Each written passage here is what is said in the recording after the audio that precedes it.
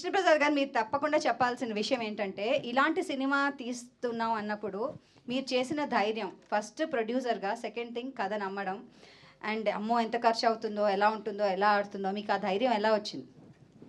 అది చెప్పాలంటే నిజాయితీగా చెప్తానండి.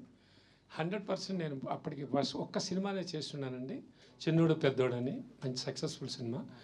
ఆ తర్వాత బాలు గారు, ఎస్పి బాలసుబ్రహ్మణ్యం గారు నాకు అంకులు, ఆయన నన్ను కృష్ణ ఒక మంచి సినిమా చేద్దు కానీ కొంచెం వెయిట్ చేయి అని అన్నారు. అది అన్న 2 నెలలు కూడా అవ్వలేదండి. ఆ 2 months అయిన తర్వాత బాలుగారు ఒక రోజున నాకు వాళ్ళ సెక్రటరీ విఠల్ గారు ఫోన్ చేసి, నేను మణి అంటారు బాలుగారిని, ఒకసారి అర్జెంటుగా రేపు మార్నింగ్ విజయ గార్డెన్స్కి రా అన్నారు. సరే వస్తాను అంకుల్ అని అన్నారు. అప్పుడన్నీ సెల్ ఫోన్స్ లేవు, ల్యాండ్లైన్ లేవు. చంద్రమోహన్ గారి మేనలు నేను అక్కడ ఉన్నాను. సరే వెళ్ళాను. వెళ్ళంగానే థియేటర్కి వెళ్ళిన తర్వాత సాంగ్ అయిన తర్వాత ఆయన బయటకు వచ్చి, కృష్ణ ఒకసారి అర్జెంటుగా శ్రీనివాసరావు గారిని కలిసిరా. రాత్రి నేను బెంగళూరు నుంచి సాంగ్స్ పాడుతూ, నేను సాంగ్స్ నుంచి పాడేసి వస్తుంటే మా ఇద్దరు పక్కన ఫ్లైట్లో ట్రావెల్ అయ్యాను. చాలా ఇంట్రెస్టింగ్గా చెప్పాడు. ఒక 20-25 minutes నెరేషను చాలా బాగుంది, నువ్వు అర్జెంట్ కలిసిరా, తర్వాత మాట్లాడదాం అన్నారు. వెళ్ళి పక్కనే శాలిగ్రామం, హార్డ్లీ అబౌట్ 5 minutes, ఇమీడియట్గా వెళ్ళి కలిసి, సార్ ఇట్లా పిలిచారా, రమ్మన్నారా, చెప్పారా అండి, అవునండి అని చెప్పి కూర్చుని ఆయన ఒక ½ an hour నాకు ఎక్స్ప్లెయిన్ చేశారండి. ఇట్లా నా మీద నాకు ఒక బ్యాక్ డ్రాప్ ఉందండి, ఇట్లా టైం మిషన్ మీద, అంటే అది already back to future, time after time 2-3 VCR అవి ఇచ్చారు నాకు. ఇవి చూడండి మీకు అర్థమవుతుంది, ఇది కృష్ణదేవరాయ పేరు, నేను ఇండియన్ ఇచ్చేసాను దీన్ని అని చెప్పి, ముందు ఇవి చూడండి మీకు చెప్తానన్నారు. ఇమ్మీడియట్గా నేను వెళ్ళి మధ్యాహ్నం 1 మాత్రమే చూశానండి. రాత్రి ఇమ్మీడియట్గా నాకు మళ్ళీ బాలుగారి దగ్గరికి వెళ్ళి ఇంటికి వెళ్ళి కలిశాను. అంకుల్ బాగుంది, ఏదో టైం అంటున్నారు, టైంలో ట్రావెల్ అంటున్నారు, అది అసలు నాకు ఏదో థ్రిల్లింగ్ అనిపిస్తుంది కానీ నాకు అర్థం కావట్లేదు ఏంటది అని చెప్పంటే, కాదయా నేను మాట చేస్తాను, ఫస్ట్ ఈ సినిమా నమ్ము, ఇది నమ్మితే నువ్వు కొన్ని దశాబ్దాలని గుర్తుండిపోతుంది నా మాట. తర్వాత నువ్వు ఎన్ని సినిమాలు చేస్తావో, ఏం చేస్తావో, ఎటువంటి చేస్తావో నాకు తెలియదు, ఈ సినిమా మాత్రం నన్ను నమ్ము అన్నారండి బాలంకులు.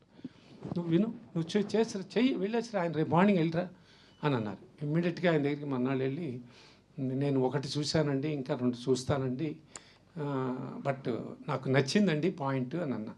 ఇమ్మీడియట్గా ఆయన మమ్మల్ని నాకు అప్పుడు ఒక 40-45 నిమిషాలు కృష్ణదేవరాయ పేరుడు అవి చెప్తూ, అప్పుడు మనకి తెనాలి రామకృష్ణ గురించి, తిమ్మరుషి గురించి, రామారావు గారు మహానుభావుడు, ఆయన చేసినవి దీంట్లో అప్పుడు చెప్పారండి. మొదటి రోజు చెప్పలేదు ఆయన నాకు, అసలు నేను సినిమా చేస్తానో తెలియకుండా మళ్ళీ హీరో పేరు ఎందుకు చెప్తారు. అది 2వ రోజు నాకు ఇది కేవలం నందమూరి బాలకృష్ణ గారు, ఆ బాలకృష్ణ చేస్తేనే నేను ఈ సినిమా చేస్తాను, లేకపోతే మీకు నా మీద ఇంట్రెస్ట్ ఉంటే వేరే కథ ఎత్తుక్కుందాం, వేరే సినిమా చేద్దాం, ఇదే మాట అన్నారండి ఆయన. మీకు తప్పులేదు, మీరు బాలుగారిని ఏవి చెప్పారు కాబట్టి, బట్ ఈ కథ మాత్రం నందమూరి బాలకృష్ణ గారు అయితేనే ఈ కథ తీస్తా బయటికి అన్నారు. లేదు సార్ నేను చేస్తానండి అన్నారు. సరేనండి అన్నారు. అక్కడి నుంచి మాకు ఇది ప్రసాద్ అన్నయ్య గారు, అంటే దేవర ప్రసాద్ గారు, ఆయన మన బాలకృష్ణ గారి అవన్నీ అవన్నీ చూస్తుండేవారు.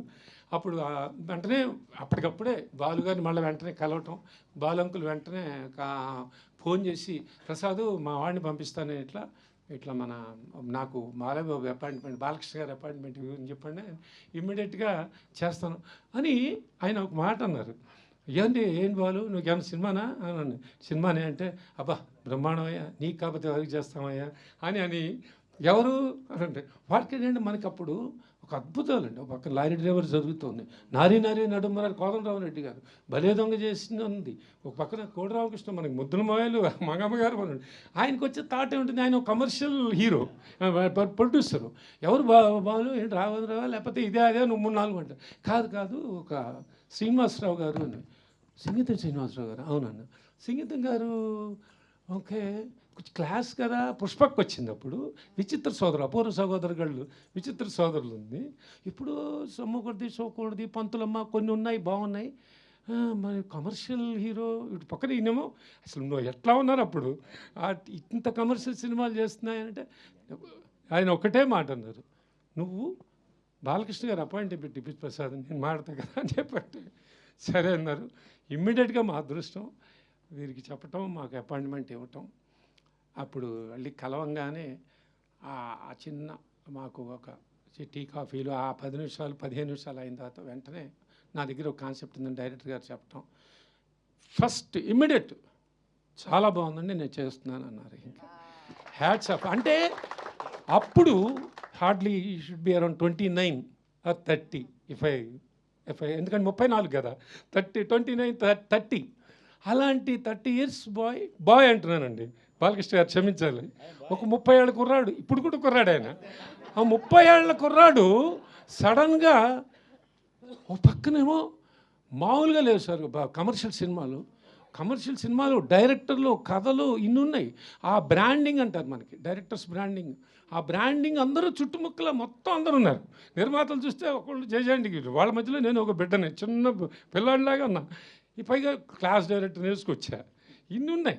బట్ బాలు గారు చెప్పడం మాకు ఇంటర్వ్యూ దొరికింది. బట్ ఆయన కథను నమ్మి బాగుందండి మనం ఇంకొక సినిమా చేద్దాం అంటే ఒక్క క్షణం చాలుగా దానికి నో అంటానికి అందంగా సార్ తప్పకుండా చేస్తారు సార్ అనొచ్చు.